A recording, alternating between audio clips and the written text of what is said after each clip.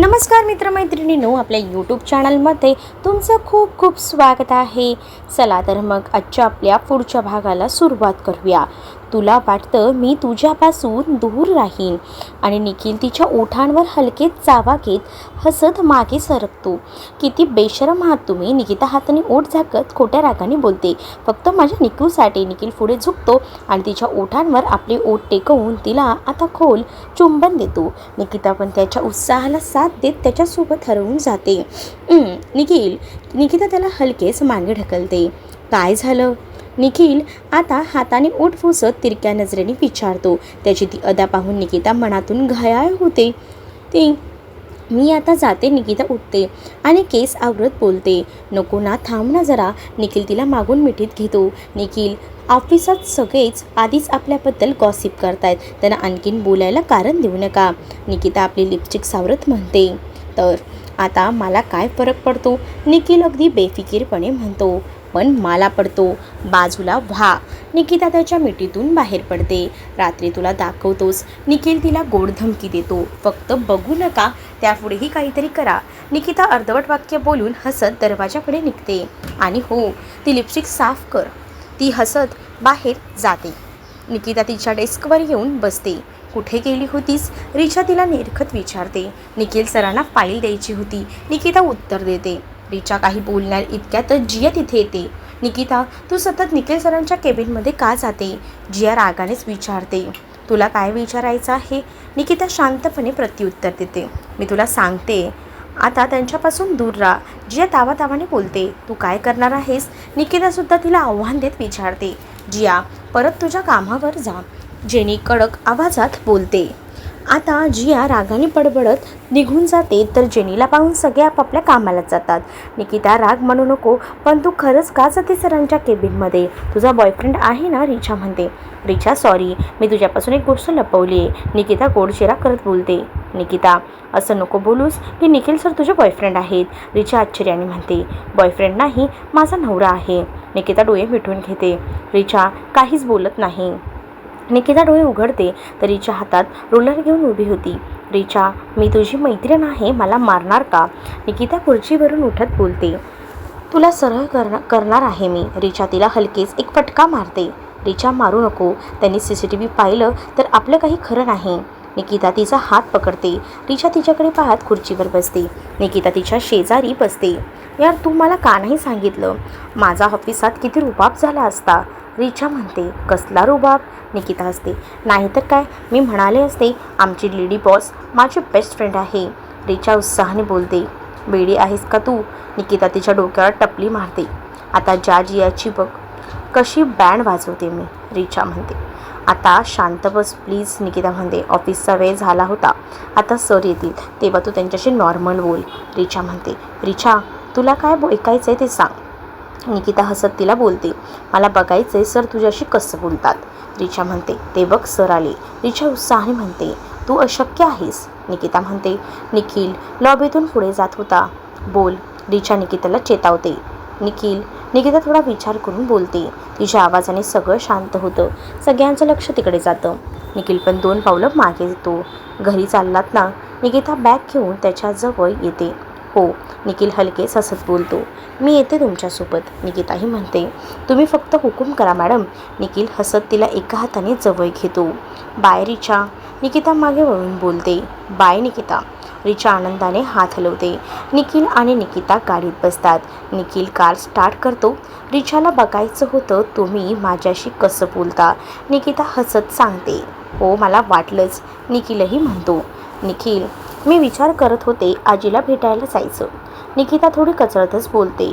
तिला माहिती होतं निखिल तिला सोडून राहू शकत नाही. का? निखिल ओठ बाहेर काढतच बोलतो. माझा क्यूट बेबी. निकिता त्याच्या ओठावर चुंबन देते. मी आजीला इथे घेऊन येतो. असं जमत नाही आहे. मी 2-3 दिवस राहून येते ना. निकिता, तुला माहिती आहे मी तुझ्याशिवाय राहू नाही शकत. निखिल, मग मी राहू शकते का? निकिता म्हणते. तर तुलाच माहिती. निखिल थोडा चिडूनच बोलतो. तुम्हाला काय म्हणायचं आहे? निकिता, सोड. तुला जायचं आहे ना, जा मग. निखिल कारचा वेग वाढवतच आता बोलतो. निखिल यार चिडण्यासारखं काय आहे, मी माझ्या घरी जाऊ नये का? निकिता ते तुझं घर आहे, मग आता तू कुठे राहतेस? निखिल नजर रोखूनच तिला बोलतो. तर कार घरच्या गेटमध्ये आलेली होती. मला तसं म्हणायचं नाही आहे. आता निकिता जसं मनात असतं तसंच ओठावर येतं. निखिल आता कारमधून उतरत बोलतो. माझ्या वागण्यात कधी तुला कमीपणा जाणवला आहे का? निकिता कारमधून बाहेर येते. तुला जायचं आहे ना, जा मग, उगाच वाद घालू नको. निखिल बोलून घरात निघून जातो. हॉलमध्ये सगळेच जण होते. दादा आज लवकर आला, सायली का यायला नको होतं? निखिलही चिडून बोलतो. सायली आज काम कमी होतं बाळा, निकिता तिला समजावत बोलते. मामा अशी पळत निखिलजवळ येते. निखिल आता थोडा अशीशी बोलत होता, पण कृतिकाशी नाही. काय आहे? निखिल वैतागून बोलतो. अशी लहान तोंड करून त्याला पाहायला लागते. बोलणार आहेस का? निखिल म्हणतो. निखिल ती लहान आहे, माझा राग तिच्यावर काढू नका. निकिता चिडूनच बोलते. निखिल त्याच्या रूममध्ये निघून जातो. आशी मामा कामाच्या टेन्शनमध्ये तसं बोलेल बरं का? निकिता खाली वाकून तिच्या कपाळावर चुंबन घेतच बोलते. ओके मामी, आशी म्हणते. काय झालंय त्याला? साधना विचारते. आई मी बघते, निकिताही म्हणते. निकिता रूममध्ये येते तर निखिलने टाय टेबलावर फेकला होता आणि तो बेडवर पालता झोपला होता. उगाच कशाला चिडताय, मी तुम्हाला सोडून कुठेही जाणार नाही आहे. निकिता त्याच्या शेजारी बसते. निखिल काहीच बोलत नाही तर निकिता त्याच्या पाठीवर झोपते. जा, तू मला बोलायचं नाही, निखिल म्हणतो. बेबी चिडला का माझा? निकिता त्याच्या मानेवरून बोट फिरवत बोलते. मी कशाला चिडू? निखिल तिला बाजूला करून उठतो. निखिल बस ना, मी म्हणाले ना आता नाही जाणार आहे म्हणून. निकिता थोडी चिडूनच बोलते. निखिल काही न बोलता रूममधून बाहेर जातो. निकिता फ्रेश होण्यासाठी जाते. सगळेच डिनरसाठी बसले होते, पण निखिल रूममधून परत आलाच नव्हता. कविताताईचा कॉल आला होता. साधना म्हणतात. काय म्हणाले आजी विचारतात. निकिताला काही दिवस राहिला पाठवा म्हणाल्या. साधना सांगू लागतात. त्यांचं बोलणं ऐकून निकिता चेहऱ्यावरून हात फिरवते. निखिल सोडून येईल ना आजी म्हणतात. मला कामं आहेत, निखिल गाल फुगवून बोलतो आणि जेवण न करता बाहेर निघून जातो. तर निखिल गेल्याने निकिता पण जेवण करत नाही. ती प्लेट घेऊन किचनमध्ये जाते. सगळ्यांचं जेवण झाल्यावर निकिता आणि काकी मिळून सगळं आवरतात. निखिल बाहेर गार्डनमध्ये फिरत होता. विजय तिथे येतात. निखिल, विजय, हो निखिल तुमचं काय झालं? मी विचारणार नाही, पण तू जेवता जेवता बाहेर आलास म्हणून निकिताने पण जेवण केलं नाही आहे, विजय म्हणतात. का? पण मी तर, निखिल म्हणतो. निखिल ती तुझी बायको आहे, सगळं सोडून तुझ्यासाठी ती इथे राहते, विजय त्याला समजवत म्हणतात. मला समजतंय डॅड. निखिल बरं तुझ्या चिडण्याचं कारण कळेल का आता? निखिल मूर्ख आहेस का? ती आता जाऊन भेटून येईल ना, विजय म्हणतात. मी कसं राहू? निखिल म्हणतो. निकिता तिच्या कुटुंबापासून दूर कशी राहत असेल? उद्या सायलीच्या तिच्या नवऱ्याने असं अडवलं तर? विजय म्हणतात. सॉरी. निखिलही म्हणतो. मला सॉरी बोलू नको, निकिताला बोल आणि तिला जेवण करायला सांग, जा आता, विजय म्हणतो. निखिल घरात येतो. निकू कुठे आहे? निखिल आजींना विचारतो. दादा काही काम आहे का? मी करते, कृतिका म्हणते. आजी निकू कुठे आहे? निखिल तिला दुर्लक्षित करतो. अरे त्या सगळ्या किचनमध्ये आहेत, आजी म्हणतात. निखिल किचनमध्ये येतो आणि साधना म्हणतात. काकी आणि सायली बोलत होत्या तर निकिता शांतपणे त्यांचं बोलणं ऐकत होती. काय रे निखिल? काकी म्हणतात. मला भूक लागली होती, निखिल म्हणतो आणि निकिताकडे पाहतच हे सगळं तो बोलतो. थांब मी देते तुला जेवण, काकी म्हणतात. काकी त्याला प्लेट सर्व करतात. निखिल प्लेट घेऊन तिथेच खुर्चीवर बसतो. त्याची नजर निकितावर होती आणि तिला ते जाणवत होतं. आई मला झोप येते, मी रूममध्ये जाते, निकिता बोलून किचनमधून बाहेर जाते. थोडा वेळ निखिल तिथेच बसतो. जाता तोंड काय बघत बसलाय? साधना त्याला दटावत बोलतात. निखिल प्लेट घेऊन रूममध्ये येतो. निकिता बेडवर ब्लँकेट घेऊन झोपली होती. निखिल प्लेट साईड टेबलवर ठेवतो आणि तिच्या शेजारी बसतो. निखिल तिचं ब्लँकेट बाजूला करतो तर ती झोपली होती. मग निखिल तसंच तिला मिठीत घेऊन झोपतो. दुसऱ्या दिवशी सकाळी, आज रविवार होता, निखिल उठण्याआधीच तयार होऊन खाली निघून गेली. तर आता मात्र इथे तयार. आता निखिल तिला शोधत खाली येतो तर ती हॉलमध्येच होती. निकिता, चेहरा का असा दिसतोय तुझा? साधना काळजीने बोलतात. नाही आई, ठीक आहे, निकिताही म्हणते. निकिता गं, अंग किती तापलंय तुझं. काकी तिच्या कपाळावर उलटा हात ठेवून तपासतच बोलतात. बाळा, असा निष्काळजीपणा करतात का? साधना तिच्याजवळ येते. आई, ठीक आहे मी, निकिताही म्हणते. ते काही नाही, तू जा रूममध्ये आणि आराम कर, साधना म्हणतात. निकिता गप्प रूममध्ये जायला निघते. पायऱ्यांवर पाय ठेवणार तोच तिला चक्कर येते. निखिल पटकन पुढे येऊन तिला पकडतो. निखिल काही बोलणार तेच निकिता बेशुद्ध पडते. निखिल काळजीने तिच्या गालांवर थपथपत बोलतो. निखिल, तिला रूममध्ये घेऊन जा, मी डॉक्टरांना बोलवतो, काका म्हणतात. निखिल निकिताला उचलून रूममध्ये आणतो आणि बेडवर झोपवतो. बाकी सगळे मागे येतात. निकू, डोळे उघड ना, परत तुझ्यावर चिडणार नाही. निखिल तिचं डोकं मांडीवर घेतच बोलतो. निखिल, डॉक्टर येत आहेत, तू शांत हो, काका म्हणतात. साधना तिच्या तोंडावर पाणी शिंपडतात तेव्हा निकिता हळूहळू डोळे उघडते. डॉक्टर येतात, तिला तपासतात आणि औषधं लिहून देतात. निखिल त्यांना सोडायला बाहेर येतो. उद्या निकिताला घेऊन हॉस्पिटलला या, डॉक्टर विचार करत बोलतात. अंकल, सगळं ठीक तर आहे ना? निखिल म्हणतो. मला तर वाटते निकिताला ड्रग्ज दिलं जात आहेत, डॉक्टर म्हणतात. काय? हे कसं शक्य आहे? निखिल म्हणतो. मला फक्त शंका आहे. तू तुला उद्या घेऊन ये, आपण रक्त तपासणी करू, डॉक्टर म्हणतात. निखिल त्यांच्याशी बोलून डॉक्टरांचा निरोप घेतो आणि स्वतःला सावरून आत येतो. सगळे रूममध्येच होते. निखिलला निकिताजवळ जायचं होतं. त्याची अवस्था पाहून विजय सगळ्यांना घेऊन बाहेर जातात. आता रूममध्ये फक्त दोघेच होते. आता कसं वाटतंय? निखिल तिच्या शेजारी बसतो. बेटर, निकिता म्हणते. निकू, सॉरी. निखिल तिला मिठीत घेतो. निकिता काहीच बोलत नाही. सोन्या, सॉरी ना. निखिल तिच्या कपाळावर चुंबन घेतो. निकिता त्याच्या छातीवर डोकं ठेवून डोळे बंद करते. आजीला भेटायला जायचं आहे ना, मी येतो तुला सोडायला. तू 4 दिवस नाही तर 8 दिवस राहून ये. मी काहीच बोलणार नाही. निखिल तिला कुरवाळत बोलतो. नाही, मला नाही जायचे. निकिता चिडून बाजूला होते. निकू, सॉरी ना बाळा. निखिलही तिचा हात पकडतो. निकिता त्याचा हात झटकते. नकोय तुमचं सॉरी.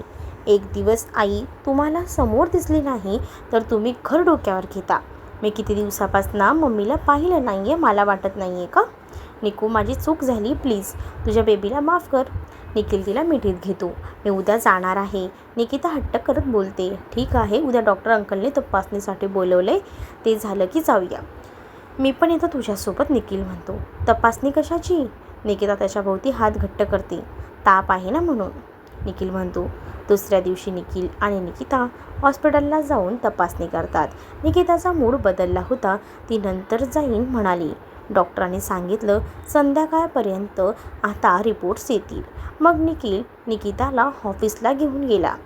निकिता तिच्या डेस्कवर बसते. रिचा आधीच आली होती. खूपच उशीर झाला आज, रिचा म्हणाली. हो, हॉस्पिटलला गेलो होतो. निकिता पाणी पीत बोलते. का? तब्येत ठीक नाही आहे ना? रिचा काळजीने विचारते.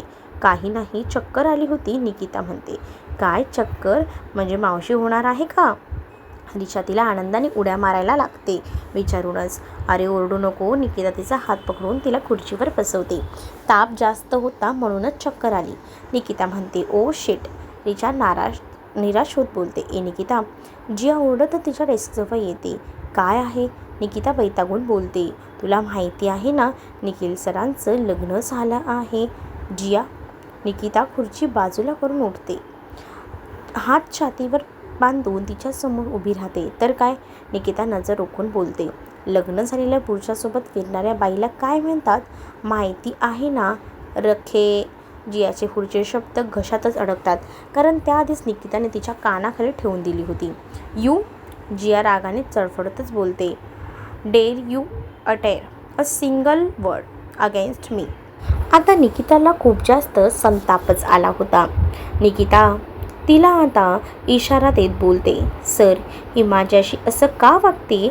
जिया मागे उभ्या असलेल्या विजय आणि राम काका यांना पाहून बोलते. गोंधळ ऐकून निखिलही इथे बाहेर आला होता आणि त्याने सगळं ऐकलं होतं. जिया, माझ्या ऑफिसमधून बाहेर पड, निखिल रागात बोलतो. सर, पण माझी काही चूक नाही आहे. जिया म्हणते, तुझी चूक ही आहे की तू माझ्या बायकोशी चुकीच्या पद्धतीने बोललीस. निखिल निकिताच्या शेजारी येऊन थांबतो. जिया, माझ्या केबिनमध्ये हे विजय बोलून निघून जातात. बाकी सगळे गप्प आपापल्या कामाला लागतात. निखिल निकिताला त्याच्यासोबत घेऊन जातो. आधीपासूनच मॅडम चिडल्या होत्या आणि आता हा सगळा राग निखिलवर निघणार होता. तुमच्यामुळे का मला सतत केबिनमध्ये बोलवता तुम्ही? निकिता चिडून केबिनमध्ये फिरत होती. माझी चूक झाली, निखिल तिला मागून मिठीत घेत बोलतो. आता त्यालाही डॉक्टरांचं बोलणं पटलं होतं. निकिताच्या वागण्यात खूप बदल झाला होता. निकिता गप्प होती. निकू काय झालंय? निखिल काळजीने बोलतो. मलाच कळत नाही आहे, उगाच चिडचिड होते. तुमच्यावरही राग निघतोय. निकिता रडत बोलते. निकू, मी आहे ना, तू काळजी करू नको. संध्याकाळी रिपोर्ट घेऊन आपण आजीला भेटायला जाऊ, चालेल? निखिल तिला थांबवतच बोलतो. मला नाही जायचंय, तुमच्याजवळ राहायचंय. निकिता त्याच्या मिठीत शिरते. रडू नको, मी आहे ना. निखिल तिच्या डोक्यावर ओठ टेकवतो. मला झोप येते, निकिता म्हणते. निखिल तिला उचलून केबिनला जोडलेल्या रूममध्ये घेऊन जातो आणि तिला मिठीत घेऊन आता झोपतो. निकिता झोपल्यावर निखिल हळूच उठून बाहेर येतो आणि विजयच्या केबिनमध्ये जातो. डॅड, निखिल म्हणतो. ये. निकिता कुठे आहे? विजय. निखिल त्यांच्या समोर खुर्चीवर आता बसतो. माझ्या केबिनमध्ये आहे, निखिल म्हणतात. ठीक आहे, जियाला सांगितले ती यापुढे निकिताला काही बोलणार नाही, विजय म्हणतो. मला ती या ऑफिसमध्ये नको आहे, निखिल चिडूनच बोलतो. निखिल, छोट्या कारणासाठी आपण तिला काढू शकत नाही, विजय समजावत बोलतात. छोटं कारण नाही आहे, ती निकिताची अपमान करण्यासाठी प्रयत्न करत होती, निखिल रागानेच बोलतो आणि विजयचं पुढचं काही न ऐकता त्याच्या केबिनमध्ये परत येतो. थोड्या वेळाने निकिता उठून बाहेर येते. झाली झोप? निखिल तिच्याकडे हात करतो. ती त्याच्या हातात हात देऊन पुढे येते तर निखिल तिला मांडीवर बसवतो. निकिता त्याच्या छातीवर डोकं ठेवून डोळे बंद करते. काय झालंय निकू? निखिल तिच्या चेहऱ्यावर आलेले केस मागे घेत बोलतो. वेळ झालाय ना, घरी जाऊया, निकिता म्हणते. हो, आधी तुझे रिपोर्ट तर घेऊ, मग जाऊ, चालेल? निखिल प्रेमाने विचारतो. हो. निकिताही त्याला म्हणते. तू फ्रेश हो, निखिल म्हणतो. निकिता फ्रेश होऊन येते. मग ऑफिसमधून निघून ते हॉस्पिटलला जातात. रिपोर्ट आधीच तयार होते. दोघंही कारमध्ये बसतात. तू बस, मी रिपोर्ट घेऊन येतो, निखिल म्हणतो. मी पण येईन ना, निकिता म्हणते. मी घेऊन येतो, फक्त 5 मिनिटं लागतील. निखिल तिच्या गालावर हात ठेवतो. मग निकिता हट्ट करत नाही. निखिल डॉक्टरांच्या केबिनमध्ये जातो. डॉक्टर निकिताचे रिपोर्ट पाहत होते. अरे निखिल, ये ना. डॉक्टर त्याला पाहून बोलतात. डॉक्टर अंकल, ते रिपोर्ट. निखिल, तू बस, आपण बोलूयात. डॉक्टर निखिलला बसवत बोलतात. अंकल, निकिताचे रिपोर्ट्स ठीक तर आहेत ना? निखिल आता काळजीनेच त्यांना विचारतो. आता नक्की निकिताच्या रिपोर्टमध्ये काय आलं असेल हे पाहणं इंटरेस्टिंग असणार आहे. तुम्ही जर चॅनलवर नवीन असाल तर चॅनलला सबस्क्राईब नक्कीच करा.